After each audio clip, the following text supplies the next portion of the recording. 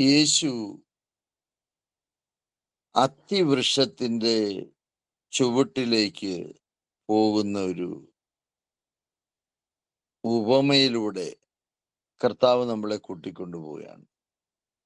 യേശു ശിഷ്യന്മാരെയും കൂട്ടി ഒരു ദേശത്തേക്ക് പോകുമ്പോൾ അവൻ ദൂരെ ഒരു അത്തിവൃക്ഷം കണ്ടു.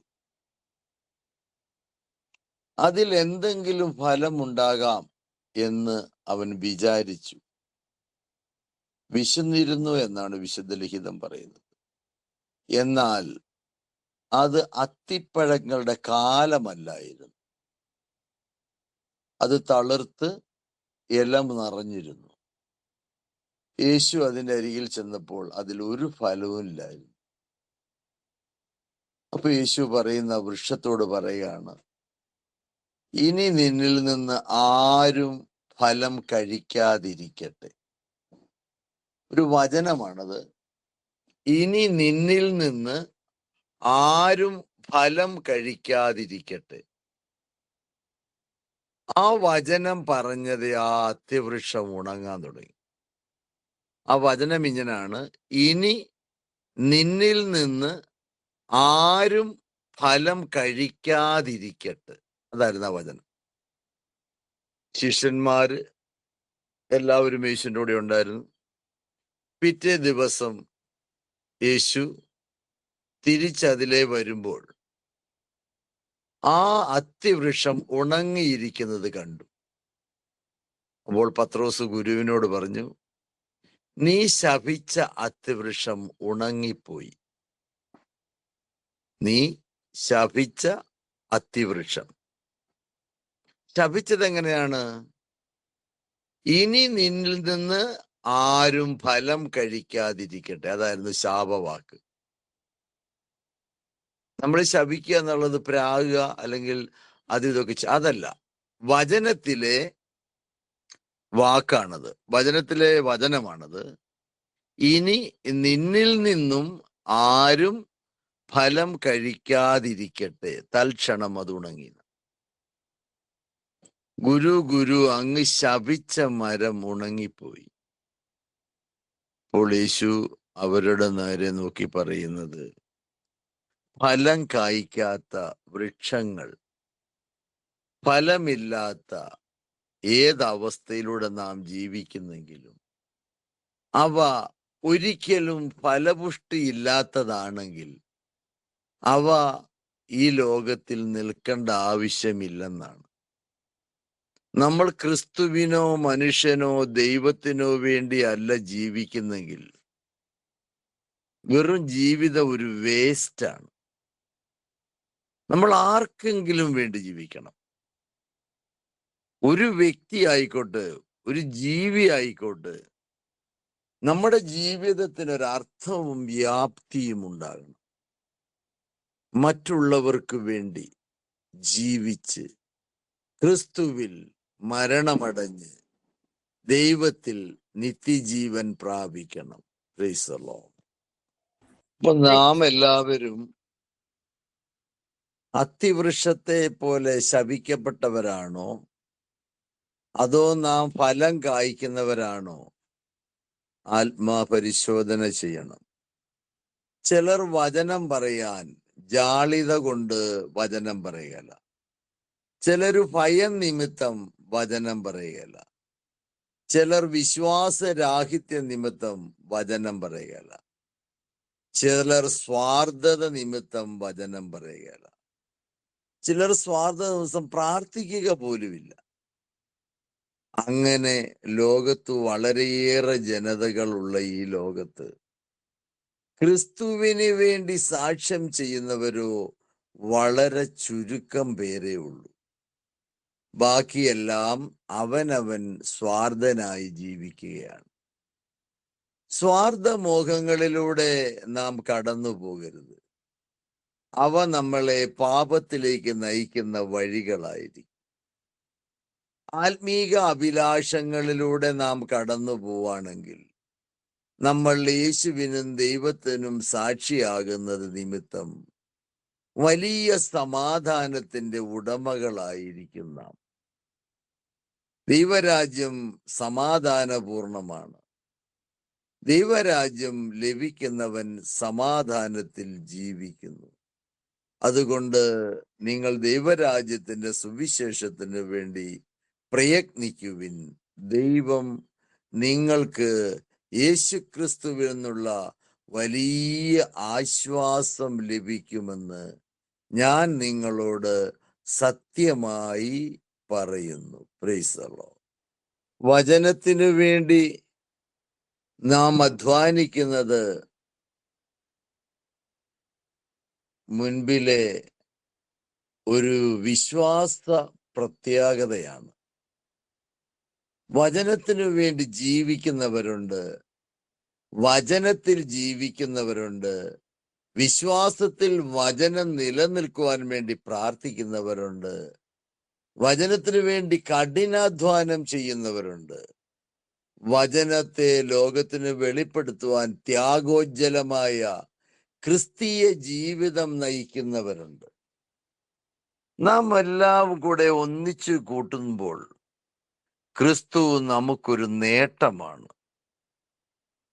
നമ്മുടെ പാപങ്ങൾക്കൊരു പരിഹാരമാണ്. ലോകരക്ഷകന്റെ വചനം ദൈവശക്തിയാണ്. പാപമില്ലാതെ എങ്ങനെ ജീവിക്കാം ക്രിസ്തുവിൽ? ലോകത്തിൽ നാം പാപത്തിൽ വീഴാതിരിക്കാൻ ആരോട് പ്രാർത്ഥിക്കണം? ക്രിസ്തുവിൽ. ക്രിസ്തുവിനോട് പിതാവിനോടും പ്രാർത്ഥിക്കുമ്പോൾ നമ്മുടെ പ്രാർത്ഥന ദൈവസന്നിധിയിലെത്തുന്നു. ദൈവത്തിന്റെ കൃപയാണ് ഈ ലോക ജീവിതം. നശ്വരമായി ഈ ലോക ജീവിതത്തെ അനശ്വരമാക്കി നിത്യജീവൻ തരുന്ന ദൈവവചനമാണ് യേശു ക്രിസ്തു. Price the Lord. അപ്പൊ ക്രിസ്തുവിൽ നാം പ്രകാശമുള്ളവരായി ജീവിക്കുന്നതാണ് ഉചിതം. ക്രിസ്തു ലോകത്തിന്റെ പ്രകാശമായിരുന്നു. നാമും സ്വയം പ്രകാശിപ്പിക്കുവാൻ നമുക്ക് സാധ്യമല്ല. എന്നാൽ ക്രിസ്തുവിന്റെ ആത്മാവ് നമ്മളിൽ ഉണ്ടെങ്കിൽ നാം പരിശുദ്ധാത്മാവിനാൽ ക്രിസ്തുവിൽ പ്രകാശമുള്ളവരായിരിക്കും. ക്രിസ്തുവിന്റെ പ്രകാശം പരിശുദ്ധാത്മാവ് വഴിയാണ് നമുക്ക് ലഭിക്കുന്നതെങ്കിൽ നാം ക്രിസ്തുവിനുള്ളവരാണ്. ക്രിസ്തു നമുക്ക് വേണ്ടിയാണ് ക്രൂശിൽ മരിച്ചതെന്ന് നാം ഓർത്തുകൊള്ളുക. ക്രിസ്തുവിന്റെ ജീവിതവും ക്രിസ്തുവിന്റെ പ്രവർത്തനങ്ങളും ദൈവത്തിൻ്റെതായിരുന്നു. ദൈവമായിരുന്നു ക്രിസ്തുവിനെ ലോകത്തിലേക്ക് അയച്ച ലോകരക്ഷകൻ.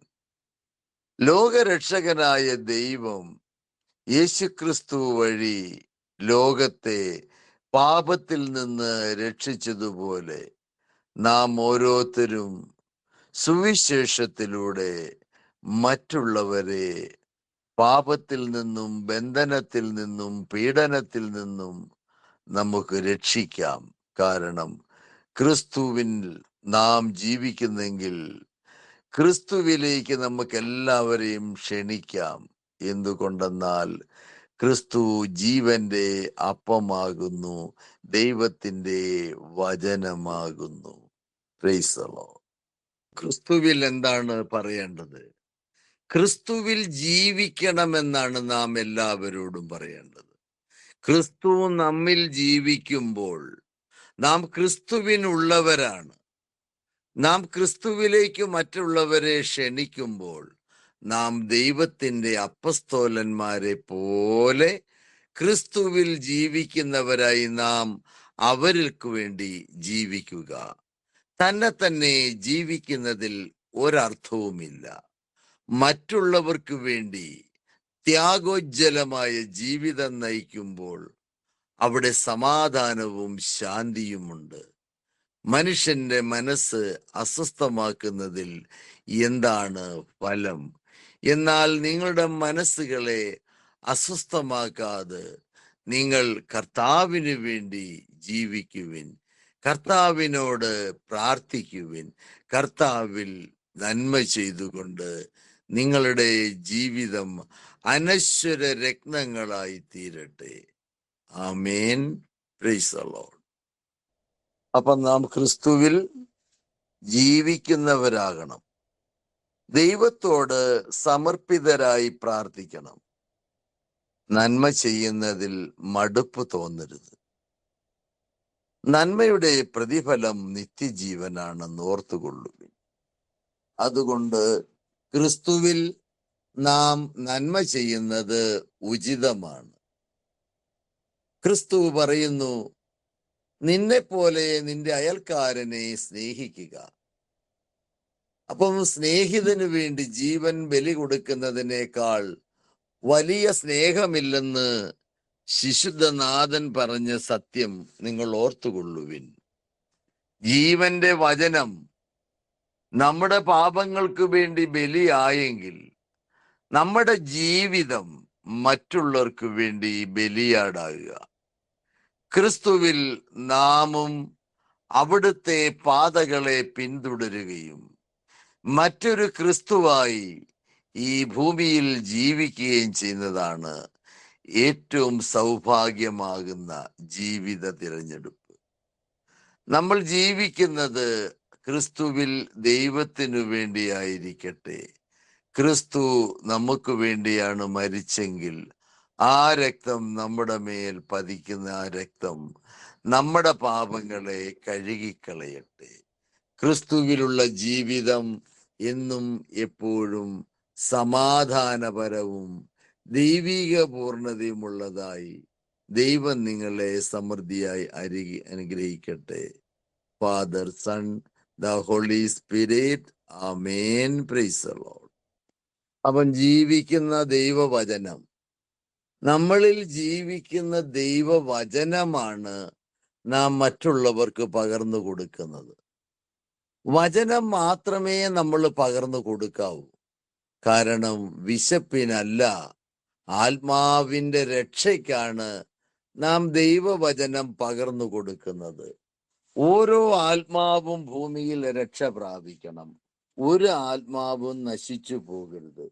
അതാണ് പിതാവിന്റെ ഇഷ്ടം. അപ്പം നമ്മുടെ ജീവിതം ക്രിസ്തുവിൽ നേട്ടമാണ്. നമ്മുടെ ലക്ഷ്യം ആത്മാക്കൾക്കുള്ള അനുഗ്രഹവും അഭയവുമാണ്. നമ്മുടെ പ്രവൃത്തികളെല്ലാം ദൈവത്തെ പ്രസാദിപ്പിക്കുന്ന വിധം ദൈവത്തെ പ്രസാദിപ്പിക്കുന്നതായിരിക്കണം. ദൈവം പ്രസാദിക്കുന്നവൻ അനുഗ്രഹീതനാണ്. ദൈവത്തെ പ്രസാദിപ്പിക്കുന്നവൻ ദൈവരാജ്യത്തിന്റെ സുവിശേഷത്തിന് പങ്കാളിയാണ്. Praise the Lord.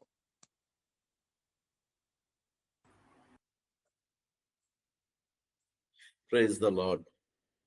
So the word of God must live in us, must dwell in our heart. If the word of God is in us, what proceeds from us is the word of God.